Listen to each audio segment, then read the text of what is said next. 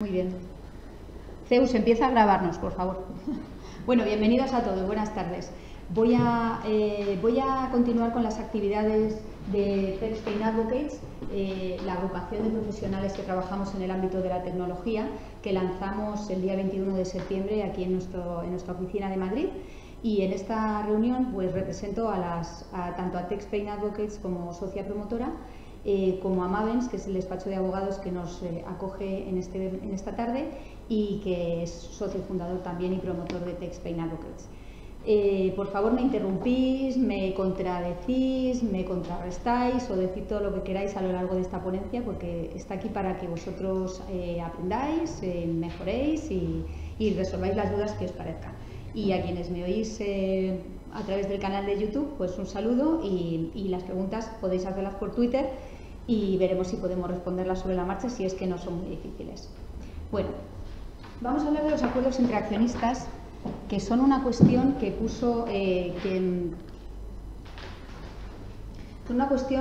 suscita mucho el interés de toda la comunidad inversora y de toda la comunidad emprendedora como manera de mejor regular las relaciones entre los socios en los proyectos. Y voy a empezar por contaros qué son y para qué valen los acuerdos entre accionistas o pactos de socios. Después hablaremos de los contenidos habituales que tienen los pactos de socios, distinguiendo los tres capítulos tradicionales de los acuerdos: el capítulo sobre el poder, el capítulo sobre el dinero, el último capítulo sobre la salida o desinversión y resolución de conflictos entre los socios.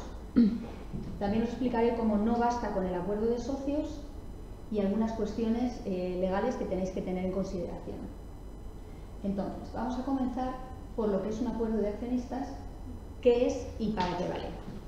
Bueno, pues un acuerdo de accionistas es un pacto de carácter privado que tiene normalmente una condición reservada o confidencial, pero que en algunas circunstancias necesita hacerse pública, que después os explicaré.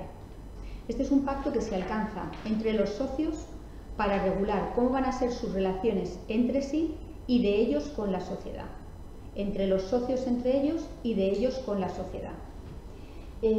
Llamamos a un pacto de accionistas de esa manera o por razón de las partes o por razón del contenido, y normalmente por las dos razones.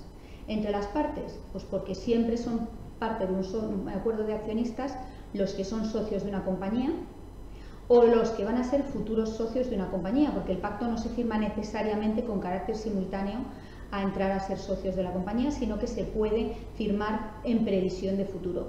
Pensando en algunos de vosotros, que sé que tenéis entre manos este proyecto, hay veces que se forman las empresas a partir de otras que ya están existiendo y que se va a dar entrada en el capital de ellas a determinados directivos, empleados, proveedores, clientes o interesados en general. En ese caso, antes de que empiecen a ser socios, se les ofrece el pacto y se negocia con ellos el pacto de socios.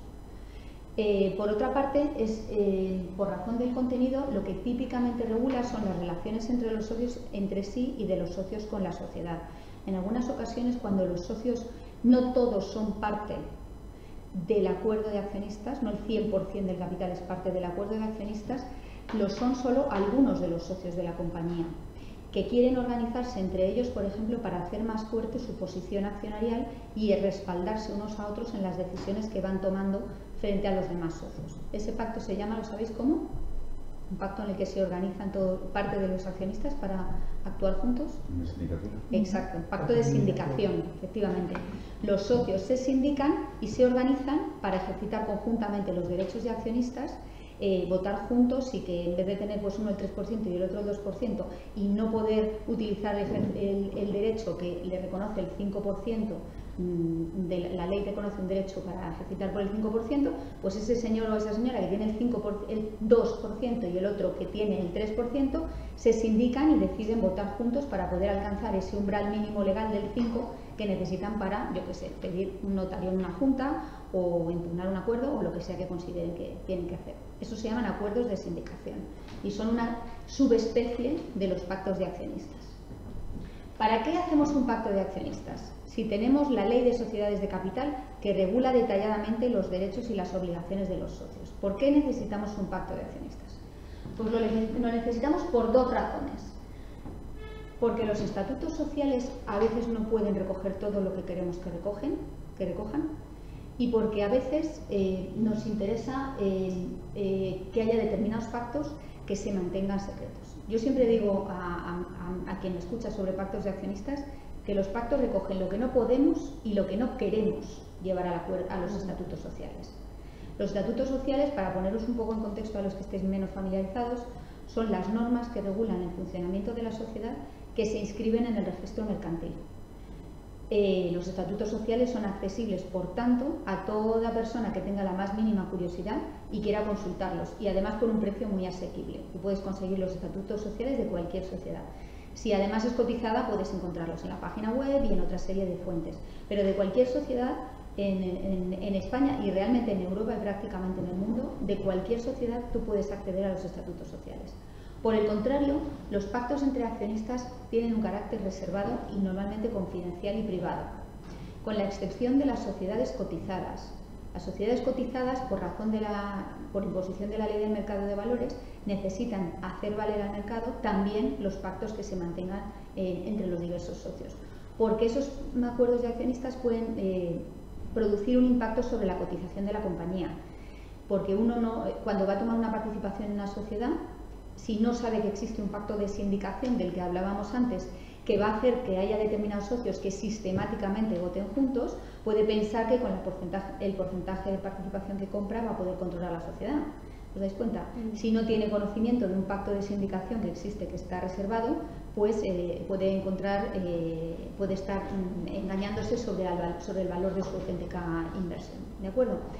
Las sociedades no cotizadas no tienen estas obligaciones de disclosure o de información que las sociedades cotizadas sí que tienen. Vamos a centrarnos en esta ponencia más bien en las que son no cotizadas. Entonces, en definitiva, los pactos de socios nos ayudan a recoger aquellos pactos que no queremos o que no podemos llevar a los estatutos. Os pongo un ejemplo de pacto que no queremos llevar a los estatutos. El pacto en virtud del cual un socio se ve obligado, como tú comentabas antes el ejemplo, Alberto, se ve obligado un socio a vender sus participaciones accionariales aunque no quiera, porque los demás socios pueden verse obligados pues tienen derecho a arrastrarle o a comprarle. Hola, ¿qué tal? Bienvenido. Pasarle. Estábamos poniendo un ejemplo de un caso en el que un socio se ve obligado a vender las participaciones accionariales que tiene en la sociedad aunque él no quiera. Bueno, pues típicamente ese pacto no se suele querer que tenga publicidad. A la gente no le interesa mucho que se sepa en el mercado que uno tiene obligación de vender sus participaciones. ¿Por qué? Porque es una cosa personal y privada suya. O, por ejemplo, un pacto en el que se establece un precio por el que los socios tienen derecho a comprar a los otros socios. Si dice, tengo derecho a comprarte a 10.000 euros cada participación social. Pues si viene un tercero a hacer una oferta desde fuera y los estatutos ya ponen que el precio por el que te voy a comprar es de 10.000, ya está claro cuál va a ser el precio que va a ofrecer el tercero. ¿Cuál es? 10.000. No tiene ningún incentivo a ofrecer más dinero, porque sabe que el otro se va a ver obligado a vender por 10.000. ¿Me seguís? Y ahora voy a poneros un ejemplo de pactos que no podemos incorporar a los estatutos sociales porque la ley no nos lo permite. No sé si sois conscientes, pero en la Ley de Sociedades de Capital se puede pactar para una sociedad limitada, conforme a la ley, puede pactarse la prohibición absoluta de transmitir acciones o participaciones. Una sociedad limitada serían participaciones, la prohibición absoluta durante un máximo de 5 años. ¿Sabéis? En anónimas, ¿sabéis cuál es el plazo máximo de transmisión, de prohibición absoluta de transmitir? No se puede, sí se puede, son 2 años. Imaginaos que queréis pactar en una sociedad anónima 3 años de absoluta prohibición de transmisión. No puedes ponerlo en los estatutos, porque el registrador mercantil nunca te inscribiría los estatutos. Por el contrario, puedes llevarlo al pacto de accionistas y comprometerte durante ese plazo adicional. No lo llevarías a los estatutos, nadie lo conocería en el mercado y no sería oponible, que es un término muy importante legalmente. Oponible, perdonad la palabra, pero es una technicality que tengo que usar. Oponible significa ejecutable frente a terceros, que tú puedes alegar a los terceros que ese pacto existe y los terceros se ven vinculados por esa obligación. Pasa con los estatutos, porque están en el registro. Nadie puede decir, ay, yo no lo sabía, yo no tenía conciencia. No, perdona, es que estaban en los estatutos, tenías que haberlo visto en el registro. Sin embargo, el pacto de socios no está en el registro mercantil y tú puedes pactar una serie de cosas que los terceros no conocen y para ellos no son oponibles, como decía. Pero necesitas ponerlo en el pacto de socios. ¿Me seguís? Vale. Otro ejemplo sería de pacto que no podemos llevar a los estatutos sociales porque no sería válido, el pacto de unanimidad. La ley de sociedades de capital dice que no se pueden exigir mayorías que supongan la práctica unanimidad. Tú no puedes poner todas las ampliaciones de capital, todas las modificaciones estatutarias o la retribución o lo que sea de los administradores, solo podrán votarse por unanimidad de todos los accionistas. Ese es un pacto que no es válido. Tiene que ser una mayoría que puede ser reforzada y muy reforzada incluso, pero no la unanimidad. Sin embargo, nada te impide que en algunos casos y con mucha precaución, en un pacto de socios sí que hagas constar que determinados acuerdos societarios, por ser especialmente importantes, requieran la unanimidad. No tiene que ser todo, porque entonces se bloquearía la sociedad y habrías hecho un mal trabajo como abogado. Tienes que hacer un buen trabajo como abogado. Pero sí puedes decir, mira, el cambio del objeto social de esta sociedad, cuando consista en un cambio muy sustancial y no sé qué, o estamos todos de acuerdo o realmente no se puede hacer. ¿Veis? Nunca podrás llevarlo a los estatutos porque el pacto no puede inscribirse en el registro mercantil por ser contrario a la ley de sociedades de capital, pero si lo haces con cuidado, con mesura, en cuestiones específicamente muy milimetradas, puedes poner un pacto de unanimidad para determinadas cosas. ¿Me seguís, verdad? Por tanto, cuestiones que no podemos incorporar a estatutos, cuestiones que no queremos incorporar a estatutos. Y ahora vamos a hablar de los contenidos más característicos de los pactos de accionistas y vamos a empezar por el capítulo de el poder. O, dicho de una manera mucho más técnica, el gobierno corporativo. El gobierno corporativo de las sociedades se regula siempre en los pactos de accionistas. Algunos de vosotros sois parte de pactos entre accionistas que os vais a reconocer varias de las cosas que voy a comentar. A su vez, este capítulo de gobierno corporativo yo lo divido siempre en tres áreas. El área de la Junta General de Accionistas o Junta de Socios, el del órgano de administración y el de la gestión. Y existe una enorme confusión entre unos y otros ámbitos y una gran duda sobre las funciones que se atribuyen a cada uno de estos tres escalones del gobierno corporativo. Por eso voy a empezar por distinguiros lo que hacen las juntas de socios frente a lo que hace el órgano de administración. Las juntas de socios tienen unas funciones relativamente cortas: modificar los estatutos, aprobar las cuentas anuales, designar y cesar a los administradores, designar a los auditores, cesar a los auditores no es tan fácil, y aprobar que los administradores desarrollen las mismas actividades o actividades en competencia que la sociedad. Y eso es básicamente lo que hay. Modificar estatutos, como he dicho, lo primero. Eso incluiría fusiones, escisiones, segregaciones y otras cuestiones que afectan a los estatutos o al capital de la sociedad. Y eso es todo lo que hacen las juntas generales. Aunque en realidad puedas desarrollar una lista larguísima con todo su contenido, eso es todo lo que suele hacer la junta de accionistas. En los acuerdos de accionistas muchas veces se les atribuyen unas funciones aumentadas y revisadas. Se le atribuye a la junta determinadas funciones adicionales porque se considera que son tan importantes que no basta con que las decida el órgano de administración, sino que hay que preguntárselas a los accionistas. Como que, por ejemplo, comprar inmuebles o tomar dinero a préstamo, que lo habéis visto vosotros en vuestra crowdfunding, o tomar inversiones en el extranjero, que son funciones que normalmente, en líneas generales, se reservan al órgano de administración y no a la junta. Entonces, también se puede, digamos que, aumentar el escalón de autorización pasándolas a la junta. En la junta de accionistas habréis oído hablar de la importancia de las mayorías reforzadas. Y aquí tenemos que hacer una reflexión que les hago yo a mis alumnos del Instituto de Empresa. Creo que esto no lo vamos a ver en el vídeo. Sí, igual vamos a moverlo, ¿no? Sí.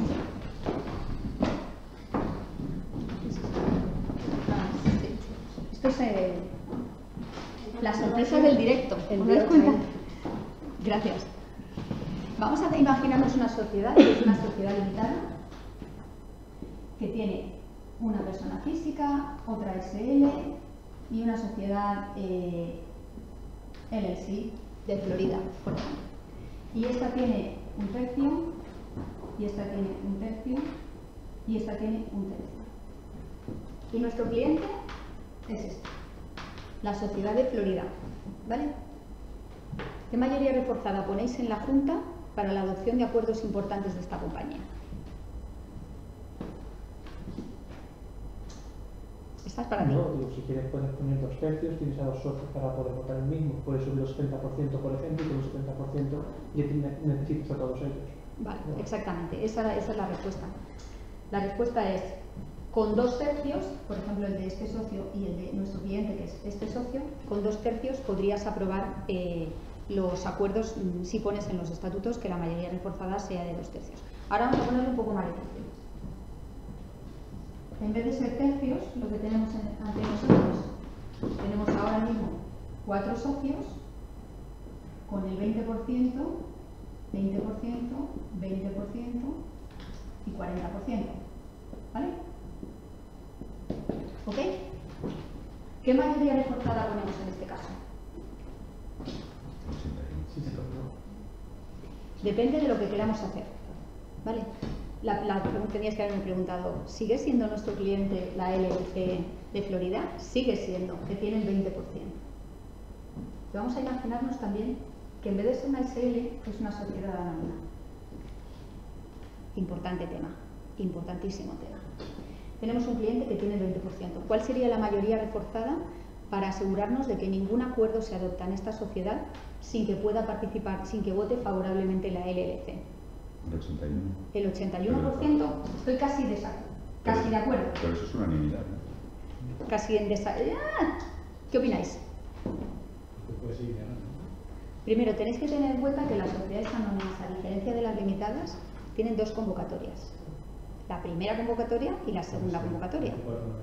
Entonces tenéis que establecer algo sensato a ese respecto. Venga, segundo intento. Pues yo os propondría aquí una cosa. No es lo mismo 81% que 80,1%, ¿a que no? Yo os propondría 80,1% y 80,2%. En primera convocatoria os propongo 80,2% y en segunda 80,1%. Nuestro cliente está igualmente bien protegido en este caso y parece menos unánime. Y tú decías, David, y decías bien, a ver si esto va a ser unanimidad. En el pacto yo no pongo unanimidad, en el pacto yo pongo 80,1% y eso no es unanimidad. Vale. Y el Pero eso registro, en cuanto lo ve el abogado de cualquiera de los otros ya sabe de qué vas, ¿no? hombre, lo sabe perfecto. Muy buena pregunta, muy buena pregunta. Y de hecho, fíjate, Araceli, que cada uno de los otros 3 abogados va a estar encantado, porque ellos se van a beneficiar exactamente de manera simétrica de lo mismo que se beneficia a nuestro cliente, que es de poder vetar ese acuerdo. Y fijaos más, el que está, que le parece fenomenal también al accionista que tiene el 40%. ¿Veis? Muchas veces este razonamiento, que es un razonamiento clásico y que es un razonamiento correcto, no, déjalo ahí, por si acaso. Es un razonamiento clásico y es un razonamiento correcto. No nos sirve. No nos sirve este sistema de pensamiento. Imaginaos que en vez de ser este reparto accionarial tan impresionantemente equilibrado, fuese que a vuestra startup, muy prometedora, la compra Google. ¿A que sí? Es a lo que aspiramos. Google o Facebook no estaría mal como comprador. Y como nos ha pagado un dineral por la compañía, hemos reinvertido parte del precio de la compra, pero aún así nos hemos quedado con un 2%. Y felices. Y felices si nos hemos quedado con un 2% de Google. ¿Porque está bien? Imagínate, nos han cambiado papelitos nuestros por papelitos de Google. Pues no está mal el acuerdo y nos hemos quedado con un 2%. Cuando vienen y te preguntan sobre las mayorías reforzadas en esas circunstancias, tú no puedes decir que quieres poner una mayoría reforzada para una ampliación de capital en Google del 99% para que tu 2% pueda vetar una ampliación de capital. En ese momento, que la respuesta técnicamente correcta sería 99%, tienes que pensar en los siguientes capítulos del Pacto de Socios. sea que yo se lo transmito muchas veces a mis alumnos del Instituto de Empresa: no apliquéis modelos tradicionales para negocios nuevos, porque esto está fenomenal si tienes 4 socios de 20%, más o menos con la misma potencia financiera y la misma carrera, pero no te vale cuando los socios son desproporcionadamente distintos, porque tu interés a lo mejor no es vetar una ampliación de capital en la que tú no puedes ir porque no tienes dinero. Ojalá que haya la ampliación de capital, ojalá que compren más negocios, ojalá que el negocio crezca y seamos todos mucho más grandes. Tu interés estará en otros de los capítulos, ¿vale? Vamos a hablar del órgano de administración. Esta es más fácil de definir en cuanto a sus funciones. Todo lo que no hace la Junta corresponde al órgano de administración. Todas las funciones de gestión de la compañía, ordinarias y extraordinarias, que no se atribuyen a la Junta, le corresponden al Consejo de Administración, al órgano de administración. Y el órgano de administración no necesariamente tiene que ser un Consejo de Administración, y de hecho en esta sala hay personas que no tenéis un órgano de administración en forma de un Consejo de Administración, varios de vosotros no lo tenéis. Poder revestir varios formatos. Puede ser un Consejo de Administración, que como sabéis tiene que tener un mínimo de 3 miembros, y trabajar y operar de manera colegiada, perfectamente, ese es el adjetivo. Tiene que operar de manera colegiada, o puede haber un administrador único, varios de vosotros tenéis administradores únicos en vuestras empresas, o puede funcionar como varios administradores mancomunados, es decir, que hace falta la firma de 2 o de 3 para que se vincule a la sociedad, o puede funcionar como administradores solidarios, de modo que cada uno de ellos puede vincular por sí mismo con su firma a la sociedad. Para complicar un poquito más las cosas, también se pueden combinar todas las operaciones anteriores, y a veces hay, por ejemplo, un consejo de administración con consejeros delegados con facultad de mancomunadas, por ejemplo, para ya más complejidad. En una situación como la que teníamos aquí, de 20, 40 y unos accionistas más o menos similares en cuanto a su potencia y a su financiación, lo más típico sería formar un consejo de administración. Un consejo de administración pues tiene que tener necesariamente un presidente un presidente y uno o más vicepresidentes, un secretario y uno o más vicesecretarios, que pueden a su vez los secretarios y vicesecretarios ser no consejeros. O sea, podría ser una persona externa que sea como un asesor de la familia, como es tu caso, David, o podría ser un abogado, como el caso de Silvia, que son externos a la compañía y llevan a cabo las labores de secretaría. Pues típicamente, como os decía, el Consejo de Administración se aplica a este esquema de distribución accionarial. No pretenderás poner un Consejo de Administración cuando hay un solo accionista que tiene el 99% y luego hay 25 directivos que cada uno tiene un poquito del accionariado porque les han dado una muestra sin valor comercial para que se sientan muy felices y muy importantes en la salida de bolsa. Esa gente normalmente pues tiene otras ideas. O puede que quieras involucrarlos en la gestión y también en la responsabilidad y crear el Consejo de Administración. Lo que más juego nos da desde el punto de vista de los acuerdos de accionistas siempre es el Consejo. Y ahí tenéis que considerar el puesto del presidente y el puesto del secretario, que los dos son muy importantes.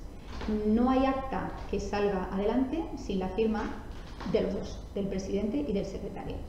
Y si tenéis que negociar la posición de presidente o secretario, pues ahí encontraréis gente que prefiere la presidencia por cuestiones de representatividad, y los abogados siempre queremos la secretaría porque nos permite influir en la redacción de las actas y bueno, pues, participar en la vida jurídica de la compañía. Ahí tenéis que valorar unas y otras situaciones. Si puedo haceros una recomendación, intentad que vuestro cliente normalmente o tenga la presidencia o tenga la secretaría, y desistir de tener las dos, porque nunca ocurre que el mismo inversor tenga la presidencia y la secretaría, no pasa. El órgano de administración también es importante en él hablar de las mayorías reforzadas, porque claro, si no se dice lo contrario, funciona por mayoría absoluta. El Consejo de Administración, si no se dice nada, funciona por mayoría absoluta. ¿Sabéis lo que es mayoría absoluta? La mitad más uno. La mitad más uno, pero la mitad más uno. No el que no vino y el que sí vino, y espérate porque éramos 12 pero vinimos 7 y entonces al final votamos 4 y eso es mayoría absoluta. Eso no es mayoría absoluta, tiene que ser mayoría absoluta del número de miembros del Consejo de Administración. Los asistentes, ¿no? Bueno, depende de lo que pongas en los estatutos y en el pacto de socios. En el pacto de socios puedes regular unas y otras cuestiones, ¿vale? Vamos al tercer capítulo, y es el de gestión, y os pondré un ejemplo retomando cuestiones que hemos hablado hace un momento. La gestión de la empresa es muy importante. Y hay gente que cuando le habla del pacto de accionistas siempre piensa en esto. Yo tengo que tener derecho de veto para las ampliaciones de capital y que a nadie se le ocurra diluirme. Diluir es algo que a los clientes les preocupa muchísimo. O sea, les preocupa muchísimo a la gente, a veces más diluirse que ganar dinero. Y dices, vamos a ver, o sea, vamos a poner un poquito esto en un contexto. Diluirse es fundamental, intentar no diluirse, pero si te diluyes que sea por una buena causa. A lo mejor porque realmente te has hecho tanto más grande que prefieres ser cabeza de ratón que cola de león, ¿no? Ahí está. La gestión es una manera de que nuestros clientes, que son razonablemente pequeños al lado de las grandes multinacionales, puedan asegurar el valor de su inversión. La gestión consiste en regular quiénes van a ser los que van a llevar el día a día de la compañía y con qué facultades. Y si tenemos un emprendedor que ha arrancado un proceso y que ha encontrado unos inversores institucionales que van a poner dinero en su proyecto, él quiere asegurarse de que tiene un contrato permanente y que no está al albur de que el Consejo de Administración lo remueva o lo eche mañana por la tarde, sino que quiere tener un cierto blindaje para llevar a cabo su proyecto. Correlativamente, el inversor que toma una participación en un proyecto muy prometedor quiere asegurarse de que la persona que es el motor inicial de ese proyecto se queda, no que recibe una cantidad de dinero y se va a su casa y se olvida, ¿vale? Entonces, es importante regular la gestión. Si tú te quedas y solo regulas en la Junta de Accionistas, que se reúna una vez al año, 2 o 100, pero típicamente para cosas excepcionales, o te fijas solo en el Consejo de Administración, que también se va a reunir una vez o 2 veces al mes, pues ya muchísimo, me parece ya 2 veces al mes, no es tan frecuente, con carácter mensual o trimestral es lo habitual que se regula en los pactos de socios, y trimestral es lo que te exige la ley. Como veis, se quedaría coja la compañía. Si solo regulas las grandes reuniones de la Junta y las grandes cuestiones del Consejo, se queda coja la compañía. El emprendedor que lleva el negocio no se siente cómodo porque no tiene una relación permanente y el inversor dice, a ver dónde he puesto el dinero, alguien tiene que vigilarme a mí este jardín, ¿vale? La gestión acaba dando lugar, como abogados nos toca prepararlo, al contrato de accionista, al contrato de trabajo del directivo o al contrato de prestación de servicios, según sea el caso, ¿vale? Cuando tú hablas de la gestión en un pacto de accionistas, estás metiendo un ejecutivo que es clave en la compañía, ¿el ejecutivo firma el pacto de accionistas? Esa es una muy buena pregunta. ¿El ejecutivo es socio? No lo sé, lo pregunto en un caso parecido. Porque no es socio, no es socio. Si el ejecutivo no es socio, normalmente no firma el pacto de accionistas, salvo que quieras que te lo reconozca. ¿Cómo es vuestra experiencia, Alberto, ahí? Sí, de hecho, por varias vías. Por un plan de incentivos, por ejemplo, tú puedes tener una persona que no es socia y al mismo tiempo querer que en un futuro lo sea, incentivarlo con derechos económicos o con participaciones, y lo metes en un plan de incentivos. Entonces tiene que firmarlo. O en otras ocasiones, en las que si quieres oponerle alguna cláusula, a diferencia de los acuerdos sociales, si no lo firman todo el mundo, el pacto no vale de nada para aquellos que no lo han firmado.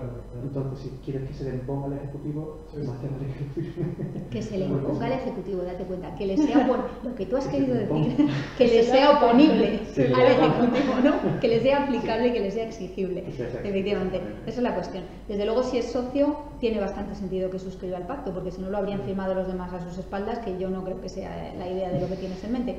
Y si no es socio, por lo menos que lo reconozca. Aunque también te diré... A los efectos informativos también, es decir, este señor no va a ser socio, no va a tener ningún incentivo, pero le quiero que se retrate aquí.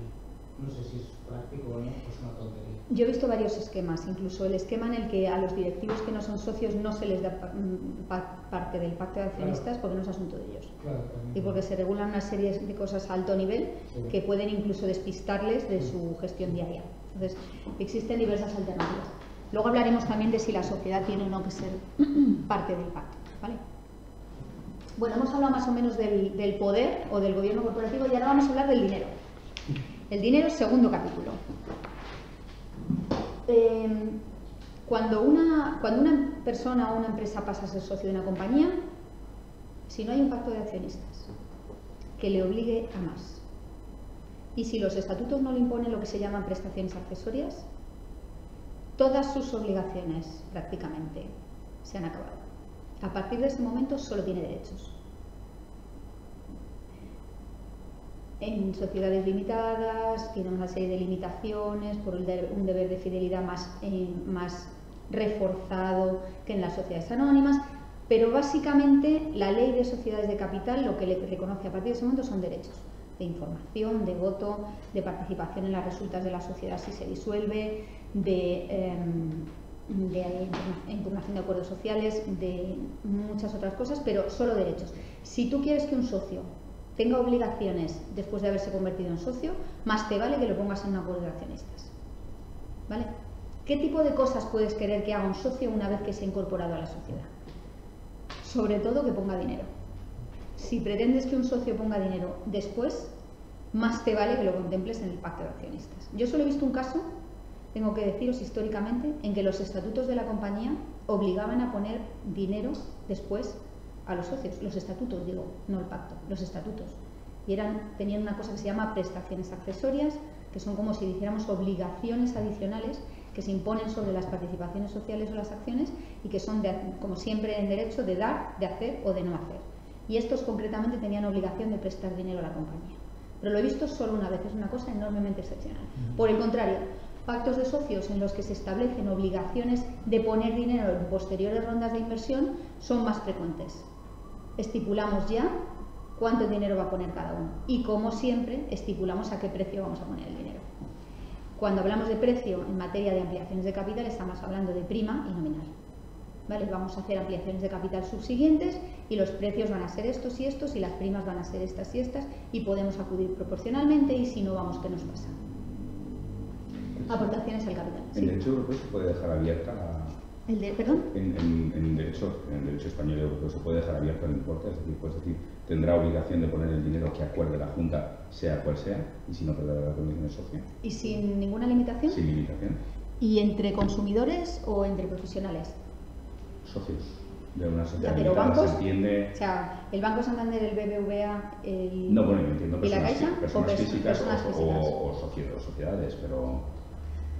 Pues no entiendo O sea, muy bien. no quiero hablar de sociedades que están en el mercado regulado, sociedades financieras, esas van por otro lado. Me refiero a decir, tú que tienes un conocimiento especial, yo que puedo tener menos, una sociedad que puede ser una sociedad unipersonal de alguien que no tiene ninguna formación, puede ser un agricultor.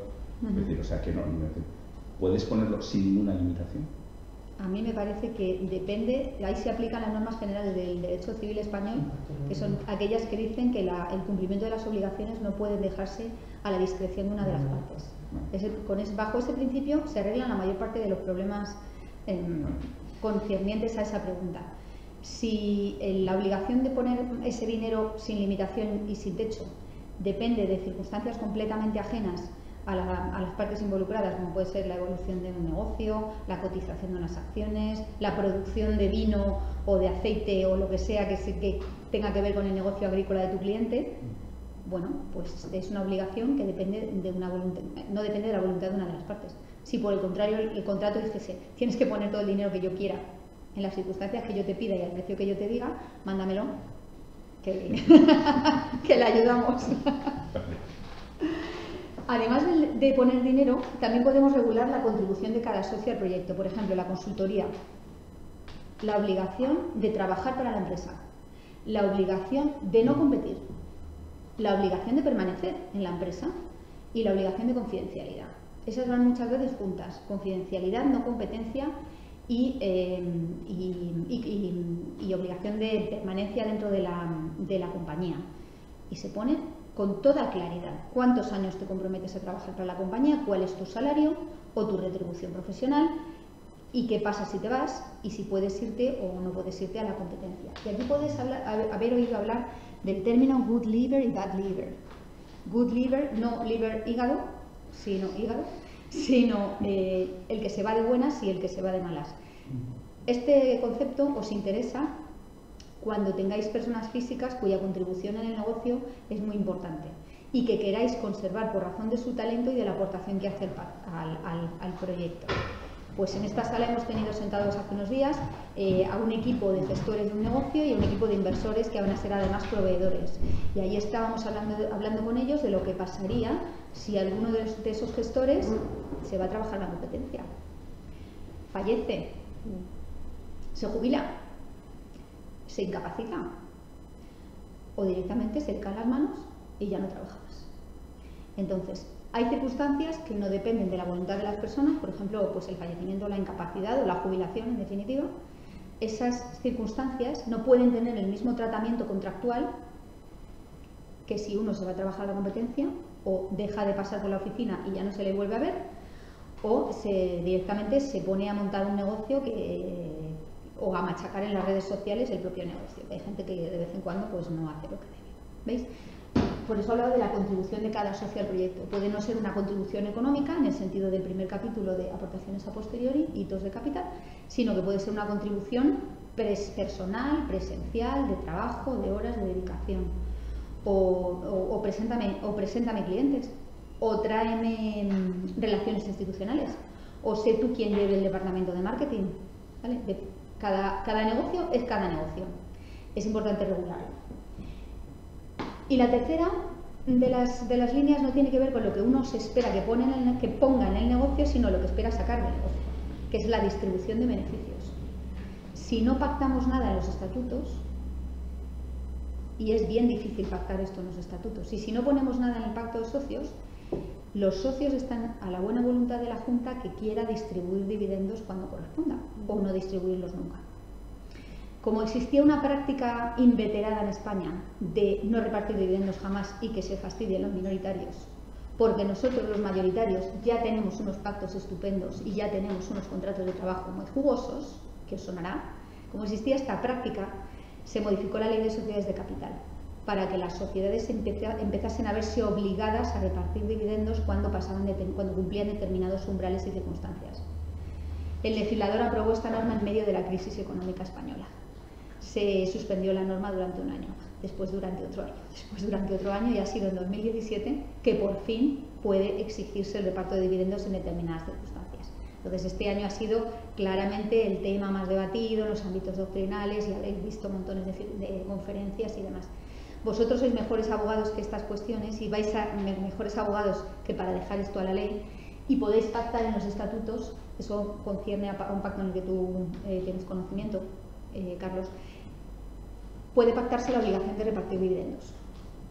Oye, que alcanzados determinados umbrales de cubierta, la reserva legal y las reservas estatutarias, no sé qué, es obligatorio repartir dividendos en estas y estas cantidades y con estas y estas frecuencias. Hay mucha gente que te dice, voy a poner 150.000 euros en este negocio y me dan un 25%. Ya, ¿y qué más te dan? No, un 25%, está fenomenal. La cuarta parte. Y le dices, ya, pero ¿qué aspiras a tener con ese 25%? El 25% de los beneficios. Ya, pero ¿te han pactado, se han comprometido contigo a distribuirte beneficios alguna vez? Porque si tú tienes un 25 y los otros tienen un 75, pueden perfectamente jamás repartir dividendos y tú tendrías que confiar en esa previsión legal que os he contado que ha estado suspendida mucho tiempo y que acaba de volver a empezar ya por fin a estar en vigor. Tendrías que confiar en ejercitar esa acción judicial para que te paguen. ¿Os dais cuenta? Por eso no basta con tener una mayoría reforzada de esas que hablábamos en la transparencia anterior en la Junta. Es que necesitas tener mucho más en el pacto de socios. Y si tú estás ahí por los dividendos, dilo, pídelo, ¿no? Y regúlalo para que por lo menos sea obligatorio y tengas un derecho a reclamar. Entonces, entiendo que en ese escenario también estableces en el pacto de accionistas cómo se calcula el beneficio de determinadas cuestiones como la política de amortizaciones, etcétera. Pues porque mira, típicamente conseguir que el beneficio sea cero es bastante fácil. Es bastante fácil. La verdad es que es bastante fácil. La contabilidad hay mucha gente que la interpreta como una materia laxa, por así decirlo. Y lo que se suele poner en el capítulo anterior, aquí, en materia del Consejo de Administración, en el órgano de administración se suele poner cuáles van a ser los criterios contables y que si hay que modificar los criterios contables tenga que adoptarse con una mayoría reforzada en la que esté involucrada la persona interesada en ese reparto de dividendos. ¿Y cómo se calcula el beneficio? Si no hay acuerdo, solo hay una solución en el mundo, que es deferir ese cálculo a un profesional, que es el auditor de la compañía o alguien que no sea auditor de la compañía o como sea, ¿no? Muy relacionado con estas cuestiones del dinero y de los beneficios están los derechos de información. Si no decimos nada en los estatutos al respecto, los derechos de información que dicen evidentemente son los de la ley, ya podéis imaginaros. Y los derechos de información de la ley normalmente son bastante insatisfactorios y se ha empeorado su régimen legal con motivo de la reforma de la Ley de Sociedades de Capital reciente, 2015. En 2015 yo creo que se ha pasado a peor el régimen del derecho de información. El derecho de información surge para los accionistas y socios con ocasión de la celebración de las juntas generales. Y os he dicho antes, hace un rato, que hay sociedades que solo celebran una junta al año y es lo normal. Estadísticamente hablando, lo normal es que haya una sola junta. Y el derecho de información, conforme a la ley, versa exclusivamente sobre el contenido de los puntos contenidos en el orden del día. Lo que quieras tú preguntar sobre la marcha de la sociedad que no esté relacionado con un punto del orden del día, o lo regulas en un pacto de accionistas o no tienes derecho a acceder a ello. En las sociedades limitadas, adicionalmente, existe el derecho a consultar la documentación de la sociedad y a consultar la contabilidad, incluso acompañados de expertos, pero con ocasión nuevamente de la celebración de la junta. Si nuestro cliente necesita acceder a una información adicional o tener un derecho de información ampliado, de nuevo, más vale que lo contemplemos en el pacto de accionistas, porque es muy complementario con el reparto de dividendos, la correcta llevanza de la sociedad, que no falte dinero, que no sobren ingresos, que no se incrementen los gastos. ¿Veis? Esto sería parte también del capítulo de el dinero. Resumiendo, en el capítulo del dinero tenemos que especular qué posteriores ampliaciones de capital va a haber o qué posteriores aportaciones va a haber. A lo mejor no tienen por qué ser de ampliación de capital, podrían ser de préstamo. O sea, qué obligaciones de préstamo tienen los socios, si quieres a posteriori, qué contribución va a realizar cada uno de los socios y cómo va a retribuirse esa aportación, si va a tener un contrato de trabajo, si va a tener un contrato de prestación de servicios, con qué obligaciones de no competencia, de confidencialidad, de permanencia, de exclusividad. Y por último, cómo van a repartirse los dividendos, si es que hay una expectativa de repartir dividendos o por el contrario nos hemos sentado todos encima de un negocio a la espera de que llegue alguien y quiera vender. Y hablando de vender y de comprar, pasamos al tercer capítulo, que es el de la salida o desinversión, el tercer gran capítulo de los pactos de accionistas. Una pregunta, ¿se puede destinar los beneficios a obras sociales, por ejemplo? ¿A obras sociales? Sí, como me han preguntado el otro día. ¿En una sociedad mercantil o en una fundación? En una mercantil. ¿Y en una cooperativa o en una sociedad? Sociedad mercantil, un negocio que quiere montar, que quieren poner en el pacto que todo el beneficio se destine a obras sociales. Y no es una asociación, es una sociedad mercantil. Es una sociedad mercantil. Yo creo que el papel lo soporta todo, pero hasta ese punto no sé si... Yo lo encuentro muy poco común, la verdad es que nunca lo he oído, y no estoy muy segura de que sea coherente con las normas de funcionamiento de la Ley de Sociedades de Capital. Claro. Vamos a ver, la sociedad... ¿te refieres a que la sociedad, una vez que alcance su cuenta de resultados, la última, el bottom line, lo pase, lo regale todo a la Cruz Roja o a Cáritas o a quien sea? Lo que me refiero es, desde el punto de vista contable, cuando se reparte beneficios, ese beneficio, en vez de decir vamos a dividendos, que sea una especie de dividendo especial que vaya a obra social. De momento que vaya a reservas, pero que haya una obligación de que la compañía tenga una actividad determinada destinada a eso. yo lo veo un poco difícil. De todas maneras, si en los estatutos lo has llevado con toda claridad, de modo que el inversor que toma una participación allí... Me preguntaba el otro día a unos amigos que quieren montar un proyecto yo sé, ese esquema lo encuentro más propio de las asociaciones, de las fundaciones, no sé si incluso de las obras sociales de las cajas de ahorros o de las cooperativas. No lo encuentro muy propio de una asociación. Es que a lo mejor el modelo de negocio que tienen que plantear es una fundación. Sí, sí. Pero es que no es nada raro en Estados Unidos lo que estás diciendo. A lo mejor en España no tanto, pero en Estados Unidos es de hecho un arma de marketing que se puede utilizar de todos nuestros beneficios van a X. Claro, de Pro Bono. Pero ¿sabes por dónde quiebran esas cuestiones? Quiebran aquí. Aquí. La cifra de beneficios, como decía David, la cifra de beneficios de la compañía llega a ser la que los directivos quieren que llegue a ser, porque por el camino se habrán incorporado como gastos las retribuciones de ellos y las retribuciones de sus proveedores. Entonces, al final, las sociedades mercantiles pueden acabar destinando el beneficio, pero el beneficio puede no ser la totalidad del que sería si no tuvieran ese pacto. Entonces, es importante que no se te escape ninguno de estos. Realmente, si en un pacto de socios te falta alguno de estos capítulos, estás perdiendo dinero. Si dejas sin regular alguna de estas cosas, estás perdiendo, por algún sitio se escapan. Y en ese caso, lo razonable no sería una sociedad mercantil cuyo accionista único fuera una fundación, cuyo socio único fuera una fundación. Pues mira, tienes una buena idea. Las fundaciones, de todas maneras, funcionan con un importante número de corsés, porque una vez que se han apuntado, que se han realizado las aportaciones al fondo dotacional, es intocable, no puede recuperarse. Entonces hay que valorar muy cuidadosamente la creación de las fundaciones, porque a diferencia de las sociedades donde las aportaciones de los socios sean de dinero o sean de bienes inmuebles o sean de activos intangibles o de propiedades intelectuales o patentes o lo que sea, las aportaciones que se hacen a las sociedades se pueden llegar a recuperar por varios caminos. En las fundaciones es mucho más difícil, pasa igual con las asociaciones. Permitidme que vuelva al tercer capítulo, que es el de la salida. Este capítulo es muy difícil de negociar. Bajo mi punto de vista, este es el capítulo que más dificultades tiene en su negociación. En parte por un comentario que hacíais antes uno de vosotros, que apuntaba que cuando alguien se hace socio de una sociedad no quiere pensar que vayan a ir mal las cosas, porque si hemos invertido aquí será porque va a irnos bien. Y precisamente si preparamos este pacto de accionistas es para regular lo que va a pasar si nos va mal.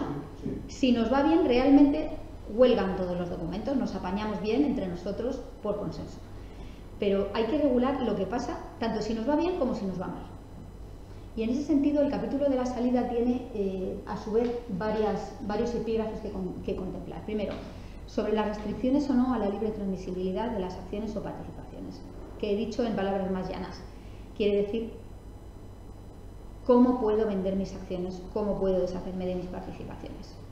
Y en este sentido, podemos encontrar modelos variadísimos. Desde sociedades en las que no hay ninguna restricción para transmitirse las acciones, las participaciones no pueden ser completamente transmisibles de manera libre. Las participaciones sociales en sociedades limitadas, a diferencia de las anónimas, que sí pueden ser libremente transmisibles las acciones, en las limitadas no es posible que sean completamente transmisibles con total libertad. Aquí podemos encontrar modelos en los que existan prohibiciones de transmitir, porque se considere que es necesario crear una estabilidad, un núcleo duro accionarial en el que no haya movimientos durante un cierto tiempo. Esto hay que pensársela muy bien, porque la iliquidez genera muchas ineficiencias y tiene un incentivo inverso. Y es como no me voy a ir de ningún momento, o ninguno de mis socios se van a ir, no pueden irse, pues puedo no colaborar mucho porque da igual, nadie va a desinvertir. Entonces hay que ser muy cautelosos, porque es muy tentador poner que todo el mundo se va a obligar a no vender. Puede ser muy tentador, pero es una solución cómoda y a veces contraproducente. Pero eso no te impide que él no pueda vender, no te impide que no le puedas echar, no te impide echarlo. Déjame avanzar un poquito más ahí. Esa es una solución, la de prohibir vender. Otra solución podría ser al revés. Capítulo tercero, ventas conjuntas. Esta sociedad está a la venta desde el mismo instante en que la creamos y esta sociedad tenemos posibilidad de encontrar un comprador en cualquier momento. Y voy a explicaros el drag-along y el tag-along, que veo algunas caras de no estar muy familiarizados con ellos. Voy a empezar por explicar lo que significan estos dos términos ingleses que siempre se utilizan en inglés y ahora os digo cómo se trasladan al español. El tag-along es el derecho de acompañamiento. Tag significa pegarse. Es un verbo en inglés, significa pegarse. Tú te pegas. El tag-along es el derecho que tiene un accionista a que si sus otros accionistas venden, ese pueda pegarse y vender con ellos. En las mismas condiciones, en los mismos plazos, en los mismos términos que venda el que vendía inicialmente. El drag-along, por el contrario, es el derecho de arrastre. Drag significa arrastrar en inglés. Y el derecho de arrastre es aquel derecho que tienen los accionistas a que si han encontrado una oferta, sea por la totalidad, sea por la mayoría, según lo regulemos, podemos forzar al accionista a que venda a la vez que nosotros, aunque él no quiera, aunque ese accionista no quiera, ¿vale? Típicamente, ¿a quién se os ocurre que le interesa el drag-along y el tag-along? Cualquier fondo de inversión. ¿A cualquier fondo de inversión le interesa cuál, David? El drag-along. El drag-along le interesa a cualquier empresa de private equity, a cualquier empresa de capital riesgo, porque ellos toman una participación accionarial siempre temporal, eso está en la esencia del capital riesgo, que la participación accionarial no es permanente, sino siempre temporal, y el derecho de arrastre les permite obligar a los socios minoritarios a que vendan a la vez que venden ellos, porque puede considerarse que una compañía vale más si conseguimos vender el 100% que si conseguimos vender nuestro 80% y se queda un 20% por ahí colgado en nombre de unos señores o a nombre de unas personas, ¿vale? El drag along, por tanto, suele interesarle al socio más bien mayoritario. En cambio, el tag along suele interesarle al socio minoritario, porque quizá el mayoritario sea capaz de encontrar un inversor que compre todo el capital y el minoritario diga, oiga, a mí no me dejes colgado, por favor, ya que vas a vender tú, asegúrate de que también me compran lo mío. Alberto. Yo pensaba igual, pero me encontré con la siguiente cuestión. Imagínate que hay un comprador, ¿de acuerdo? Que encuentra, o sea, yo soy un minoritario y encuentro un comprador. Si no se establece un límite en el tag along, cualquier socio mayoritario puede comprar parte de esa oferta que se ha hecho en proporción a su participación, que siempre va a ser mayor a la mía. De tal manera que, porque está algo de esa manera, siempre proporciona tu porcentaje de participación. Entonces, si yo quiero, por ejemplo, vender 10 participaciones y viene una persona que tiene el 70% de la empresa y dice, yo quiero aprovechar el tag along y coge 7 participaciones de las que en principio se ha hecho la oferta, yo me quedo como minoritario un poco cojo, porque digo, al final solamente he podido vender 3, no 10. Pero estoy segura de que tú harás un buen pacto de accionistas. No, pero digo que yo al principio pensaba que el tag along prácticamente era bueno para el minoritario, pero si no se establece el límite de, o sea, si la compra es por un 20% o más del número de participaciones o porcentaje de la compañía, ahí sí lo entiendo, pero si no se pone un límite, ahí sí puede perjudicar a los minoritarios, entonces que no pueden llegar a vender lo que quisieran. ¿Quién era tu cliente? Siempre minoritario, normalmente. Entonces estoy segura de que en ese pacto que tuviste tiempo de redactar pusiste que en ningún caso tu cliente se quedaría colgado en esas circunstancias. Lo que puedes hacer en ese caso es decir que la venta se producirá asegurándose de que la participación del que encontró el comprador se va a vender como mínimo en un no sé cuánto por ciento. Puedes privilegiar al que encontró, no necesariamente tienes que funcionar a prorrata, sino que en la medida en la que las normas estén claras y todo el mundo las haya consentido, tú puedes solucionar ese problema. Más interesante que el tag along y el drag along es cómo lo aseguras, porque hay acuerdos de accionistas enormemente mal hechos, los habréis visto y puede que hasta los hayáis sufrido, que son los acuerdos de accionistas de los mundos de Yuppie. La vida es bella, la gente va a cumplir, no pasa nada, con poner las obligaciones que todos tenemos es suficiente. Es mucho más importante poner en los contratos lo que pasa si alguien incumple. Si tú vas a pactar un tag along y luego te dejan colgado porque nadie te cumplió, ¿cómo te habías asegurado tú de que aquello te lo cumplían? Por ejemplo, si tú pones en el pacto los socios que tendrán derecho a vender a prorrata, pero no lo complementas ni con una opción de compra, ni con una opción de venta, ni con un poder irrevocable, ni con una prenda, ¿cómo te aseguras que de verdad cuando llega el día te cumplen? Podrían perfectamente irse a la notaría sin ti y tú te enteras después. ¿Vale? Es un cumplimiento. Ya, pero no me digas que podíamos poner una cláusula penal, porque luego hablamos de las cláusulas penales. Bueno, el tag along y el drag along yo creo que más o menos están explicados. Y es muy importante regularlos y es muy importante asegurarlos. Y no simplemente confiar en que te van a cumplir generosamente tus socios las obligaciones de tag along y drag along. Es importante establecer qué pasa si no las cumplen, qué derechos de adquisición preferente tengo en el caso de que se te ocurra vender a ese tercero y no me hayas respetado mi tag along o mi drag along, cómo podemos crear una prenda sobre las acciones que están afectadas por el tag along o el drag along para que se sepa y todo el mundo sepa que tengo este derecho. Hay que asegurarse de que son efectivas, ¿de acuerdo? También podemos establecer las salidas a bolsa. Hay que decir que el pacto de salida a bolsa cada vez se ve menos porque la bolsa está siendo cada vez menos el medio habitual de desinversión de los socios. Como decía, estas cláusulas son difíciles, largas, muy largas, típicamente son las que más espacio ocupan en el pacto de accionistas y están llenísimas de trampas.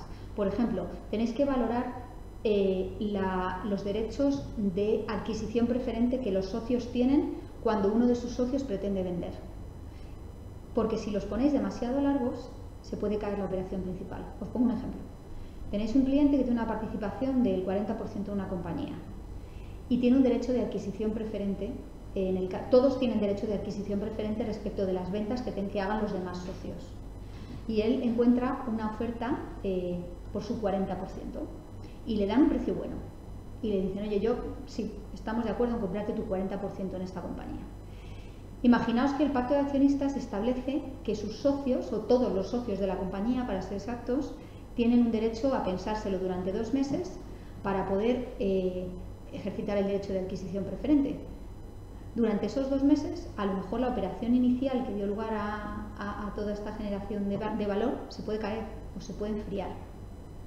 Entonces, tenéis que ser muy cuidadosos. Correlativamente, tenéis un cliente que es menos potente financieramente que sus socios. Pues una persona física que a lo mejor pues es un inversor, que es el fundador del negocio, y luego han llegado pues unos inversores institucionales que van a poner una cantidad muy importante de dinero y que tienen una potencia financiera muy grande. Y él quiere tener la capacidad de recuperar el negocio si alguna vez sus socios inversores quieren irse de allí. Si le dais un plazo muy corto para ejercitar el derecho de adquisición preferente, prácticamente se lo hacéis imposible. Entonces, una solución que implantamos para un caso en el que estábamos precisamente en este supuesto, consistía en que si queríais ejercitar el derecho de adquisición preferente, tenías que notificarlo muy rápido, en 15 días.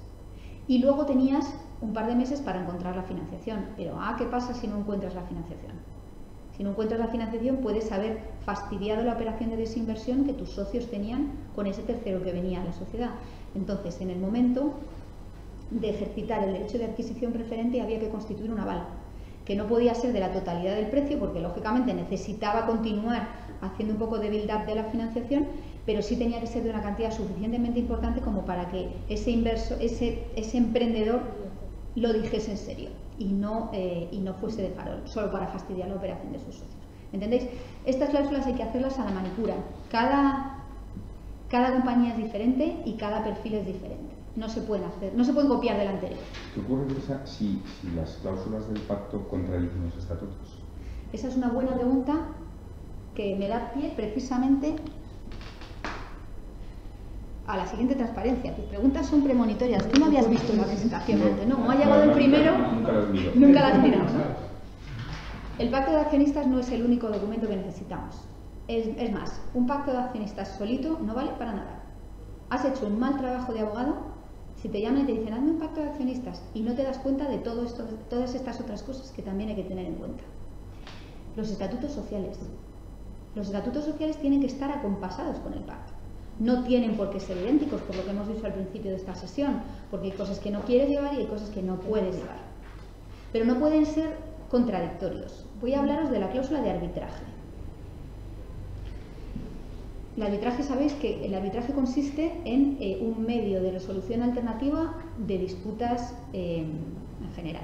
O sea, no el arbitraje, el arbitraje deportivo es una modalidad de arbitraje, pero el arbitraje, en el sentido de la ley de arbitraje, consiste en un sistema alternativo a la judicatura, donde no vas a los jueces y vas a los árbitros. Innumerables acuerdos de accionistas están sometidos a arbitraje. ¿Por qué? Porque normalmente son más rápidos, son mucho más confidenciales porque no puede acceder cualquier persona a los expedientes y contar lo que hay. Normalmente son muchísimo más confidenciales. Normalmente, como digo, son más rápidos. Hay casos en que realmente no funciona así. También tienen una reputación de ser más caros porque hay que pagar a los árbitros, a diferencia de los procedimientos judiciales en que las tasas judiciales son mucho más asequibles, ¿vale? Y hay muchas veces que el pacto de accionistas está sometido a arbitraje y los estatutos no dicen nada. Y si los estatutos no dicen nada, cualquier discrepancia basada en los estatutos, ¿sabéis dónde se dirime? En los juzgados y tribunales. Entonces, tenemos un pacto en el que regulamos una serie de cosas que son conexas y están muy relacionadas con las cosas que dice el acuerdo de accionistas. Y el acuerdo de accionistas está sometido a los tribunales y el pacto está sometido al arbitraje. Mal trabajo de abogados. ¿Ya está? Mal trabajo.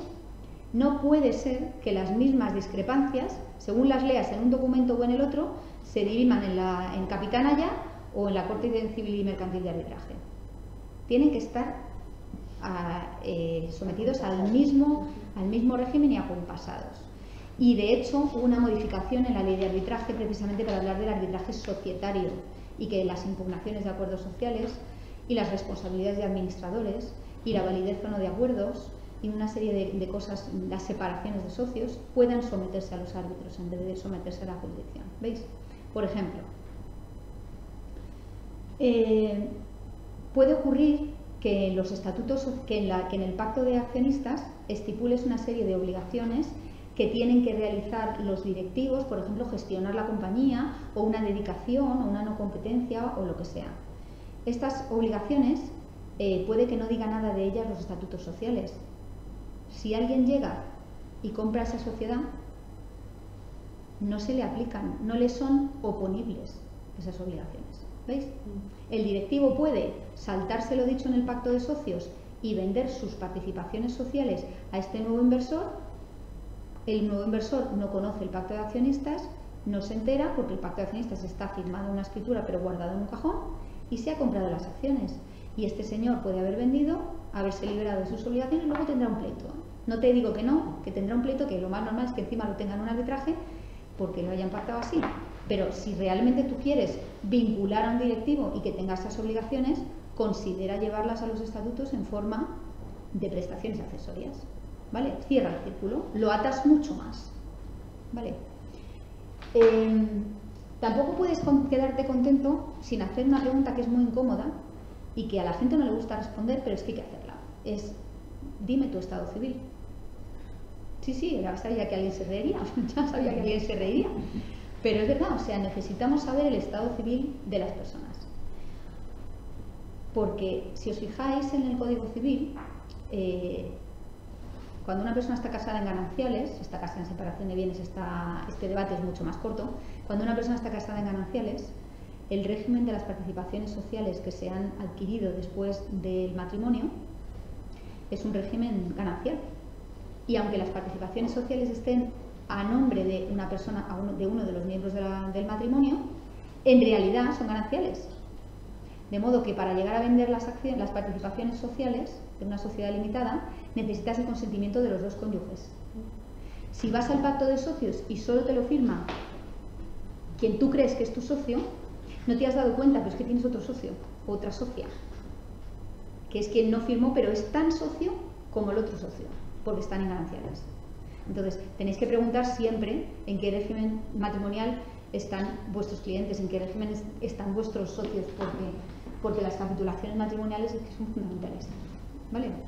Y te pasa que hay gente que firma pacto de socios con quien cree que es su socio y luego resulta que su socio tiene dos cabezas y dos opiniones. ¿Vale? Con las anónimas es un poquito más fácil.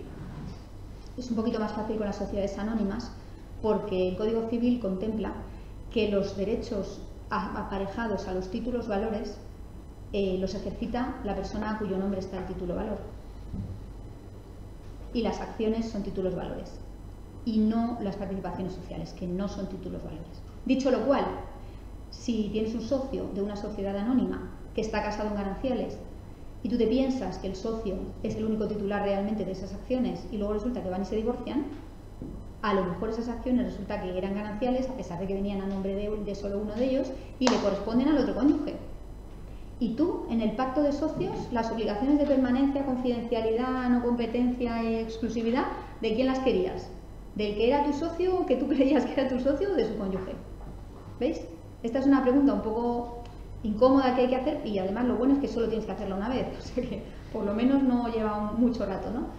Por eso os decía que no basta con el pacto de socios, sino que hay otro conjunto de papeles que son importantes en materia de regular las relaciones entre socios. Tampoco puedes irte de la notaría sin firmar los cargos societarios. Imaginaos que firmáis un pacto de socios en el que decís, esta sociedad va a regirse por un consejo de administración y va a tener 4 miembros, esta persona va a ser el presidente, esta persona va a ser el secretario, estos van a ser tal, este es el consejero delegado. Y si los estatutos dicen que la compañía se rige por un administrador único y el pacto de socios dice que se rige por un consejero delegado, has hecho mal tu trabajo. Necesitas completar el círculo.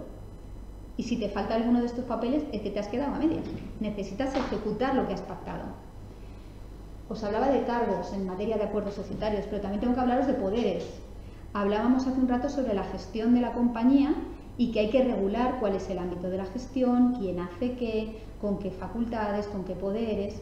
Tenéis que salir de la notaría también con los poderes de los más altos directivos listos y pactados.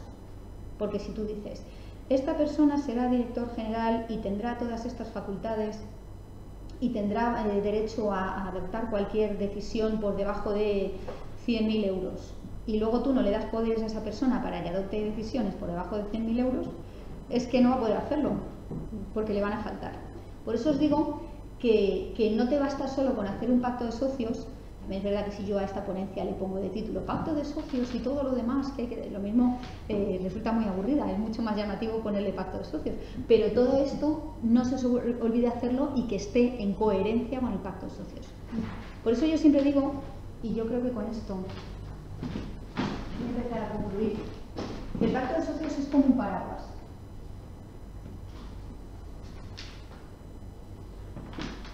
El pacto de socios es como un paraguas, y a ver si me sale el paraguas. El pacto de socios es el marco del que cuelgan los estatutos sociales, del que cuelgan los cargos, del que cuelgan los poderes, y que no se nos olviden dos patas cuando vayamos a hacer el contrato de trabajo o el contrato de servicios de los altos directivos. Y falta una pata, porque las capitulaciones matrimoniales de los empresarios ya las doy por sabidas y simplemente vais a preguntar, y si no están como tienen que estar o como necesitáis que estén, pues tendrán que hacer una modificación de su régimen económico matrimonial. Y aquí falta una pata, y es su testamento.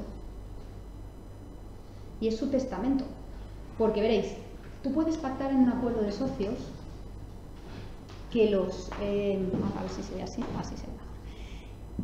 Tú puedes pactar que las acciones o participaciones sociales pues no se vayan a transmitir de estas o de estas maneras, o por ejemplo puedes pactar que no puedan embargarse, o no puedan pignorarse, o que no puedan darse en garantía. Pero si fallece una persona, o que no puedan, crearse usufructos, si fallece una persona y le aplican automáticamente, sin tener testamentos, le aplican el Código Civil, puede que en ese momento nazcan usufructos con los que no contabas. ¿Veis? O puede ocurrir que se disgregue la propiedad de las acciones a favor de personas que no eran las que estaban previstas. Tú pensabas que tenías de socios a una determinada persona y bueno, todo el mundo fallece, ¿no? Que va a fallecer, todo el mundo se va a morir, es una cosa que tenemos bastante clara. Es importante cuando vienen a verte preguntarle, ¿tú qué vas a hacer? O sea, ¿cómo vas a dejar regulado todo esto para el día que no estés? Pues a lo mejor te dicen, no quiero regularlo en este momento, o no es asunto tuyo, o esto es un tema que yo quiero dejar para más adelante, o esto es un tema que yo ya tengo pactado y no quiero meter esta ecuación, esta incógnita en la ecuación.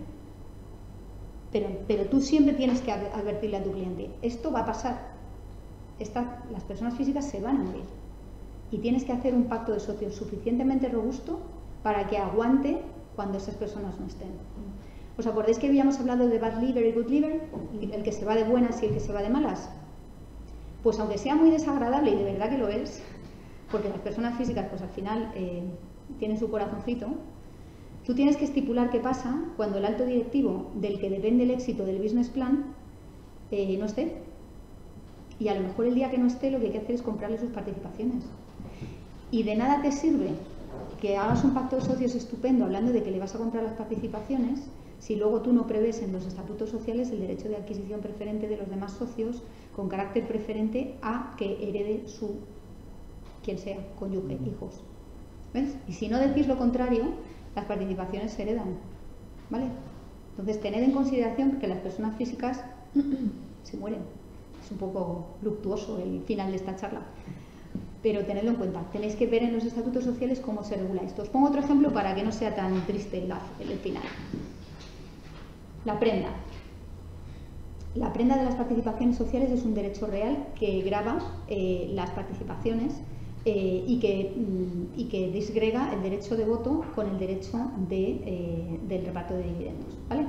Porque en la prenda, cuando se produce el evento que desencadena el poder ejercitar la prenda y sacar a subasta las acciones o participaciones, cuando se desencadena este derecho, quien venía siendo el acreedor prignaticio empieza a poder tener derecho de voto, ¿vale? Y esa persona vota si se reparten o no se reparten los dividendos.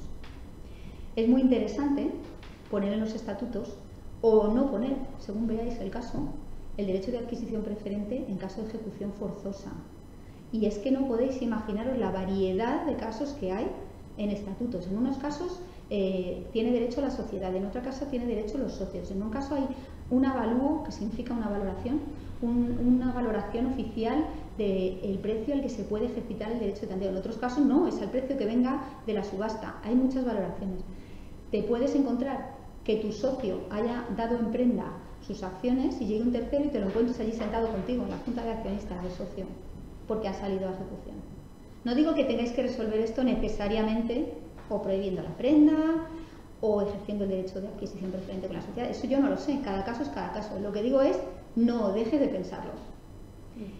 Y yo creo que con esto os he aburrido suficiente, me parece que sí, sobre el tema. Quiero simplemente, al final, terminar hablando de algunas cuestiones legales de los pactos entre accionistas.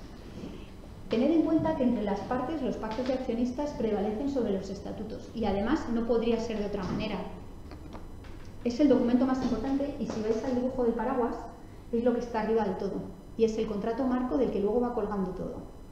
Cualquier discrepancia, y siempre las hay, David, para tu tranquilidad, cualquier discrepancia entre los estatutos sociales y el acuerdo de accionistas siempre se resuelve a favor del acuerdo de accionistas. Y vamos, esta es una cláusula que nunca falta, ¿eh? Es una cláusula de estilo que veréis recogida muchísimas veces y que es clásica y todos la ponemos, pero no la olvidéis, que prevalece. Por otra parte, siempre nos pregunta la gente, ¿tiene la sociedad que ser parte del acuerdo de accionistas? Pues depende del caso, depende del caso. Si es un pacto de sindicación que firman 3 o 4 socios para defenderse de otros socios, pues evidentemente no, porque la sociedad no tiene que conocer ese pacto. Si hay un pacto de accionistas que es súper secreto y nadie tiene que conocer, precisamente es el de sindicación. Menos claro en las sociedades cotizadas en que los pactos de sindicación, al revés, tienen que hacerse públicos. Pues depende del caso. Por ejemplo, si son 4 o 5 accionistas que están preparándose para vender, para desinvertir, y va a llegar un nuevo accionista, y ya lo tienen claro, que van a desinvertir, si tú pones de parte a la sociedad en el acuerdo de accionistas, cuando llegue la due diligence sobre la compañía que se vende, y pidan, por favor, denme copia de todos los contratos de los que sea parte de una sociedad, tiene que entregar copia de ese pacto. ¿Veis? Y a lo mejor en ese pacto hay alguna de esas cláusulas que comentaba Alberto, de arrastre, de precio, de salida, de desinversión, que no queremos que conozca el nuevo inversor. Por ejemplo, un suelo por encima del cual estamos obligados a vender todo. Hombre, a ti no te interesa nada que se conozca el suelo por el que estás dispuesto a vender, porque a lo mejor si no lo dices, podría no ofrecerte más. ¿Vale? Entonces, depende del caso. Cada caso hay que hacerlo a la medida. Y en cuanto a la duración del pacto, pues depende también mucho del caso. Hay pactos que son temporales y hay pactos que son temporales larguísimos. Nosotros tenemos un cliente que hizo el business plan para 17 años y el pacto tenía una duración de 17 años. Sí, ¿verdad? Yago, he puesto cara de sorprendente, pero es verdad. El business plan duraba 17 años y el pacto duraba 17 años. Muy típica es la cláusula en virtud de la cual el pacto dura en tanto que sigamos siendo socios. Y yo no os recomendaría nunca no poner duración, porque si no pones duración, esto que voy a decir es un poco technicality, si no pones duración, se trata de un contrato que puede resolverse ad nutum, que significa en el momento en que razonablemente una de las partes quiera separarse. Y quiero decir un pacto que no tenga duración, pero tampoco pueda deducirse la duración de otras cláusulas del pacto, ¿no? Si pones, pues vamos a desarrollar un negocio de 5 años y luego vamos a disolver, pues evidentemente el pacto dura 5 años. Quiero decir que si no dices nada y no puede deducirse una duración del resto del pacto, cualquiera de las partes puede desligarse entregando una notificación con un preaviso razonable a las otras. Entonces yo no os recomendaría que no pusierais cláusula de duración, os recomendaría que pusierais algo, sea con una fecha o sea la habitual de no sé muy bien qué poner, voy a poner mientras tanto en tanto en cuanto seamos socios de esta sociedad. Y bueno, hay una cláusula que no he puesto aquí, que es la de incumplimientos, que es muy muy importante, la cláusula de incumplimientos, y muy desagradable de redactar, porque a nadie le apetece, cuando estamos de buenas intentando ver en qué condiciones nos relacionamos, si vamos a llegar a este acuerdo y vamos a solucionar nuestras discrepancias o vamos a hacer este negocio juntos, a nadie le gusta decir qué pasa si nos enfadamos. Pero es muy importante establecer cuáles son los incumplimientos que son esenciales y que dan lugar a la resolución del contrato, y cuáles son a lo mejor subsanables, en qué plazo hay que subsanarlos, qué pasa si no se subsanan. Son muy habituales las cláusulas penales o penas convencionales. Cláusula penal parece que suena como penitenciaria, no tiene nada que ver. Significan cantidades que liquidan los daños con carácter anticipado, y se dice en caso de incumplimiento pues pagarás la cantidad de 100.000 euros o 1.000.000 de euros o la cantidad que sea.